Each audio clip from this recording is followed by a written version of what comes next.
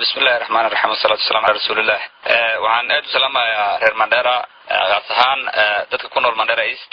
ma aan aad u salaamaya waxa dhacday ayaamahan ama bil soo dhaafay inaan aad iyo aad dib ugu qabnay dhanka amaanka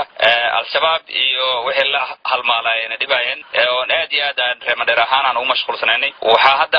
hadda jirto oo Mandera ka jirta waxay tahay laba ciidan inay isku haystaan oo ciidan taageersan dawladda federaalka Soomaaliya iyo dawlad goboleedka Kismaayo waxa la socdaa nin la yiraahdo Cabdirashiid Janan inuu deegaan ka dhigtay magaalada Mandera hadaan ahay mudane laga soo doortay Mandera East marna ma ogolaanayno in dad wadankooda soo burburiyaan burburiyaan Kenya ay burburiyaan qaasana Mandera East ay burburiyaan marka dadkeedu waxaan u sheegayaa inay sida ugu dhaqsada badan ay ugu baxaan magaalada Mandera ninka ka soo tagay oo ama xabsi ka soo baxaa ama meeshu ka soo baxa ninka asaga ha iskaga taga magaalada Mandera aada meel kale oo dumale inuu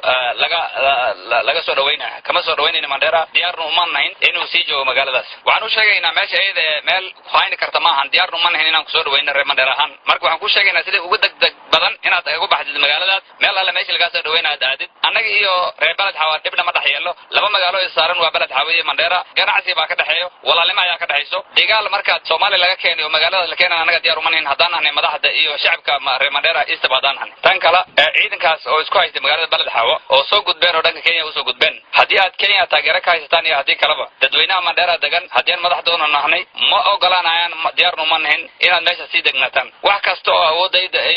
insha Allah ta'ala awood Ilaahay baa iska leh laakiin wax kasto aan awooday insha Allah ma reeban doono sidii degdeg inaad magaalada ugu baxdaan meeshaas ka imaadaan meel kasta meesha doonaysaan aad aadaan oo magaalada ka baxdaan waa idin sheegaa wa salaamu alaykum wa rahmatullahi wa barakatuh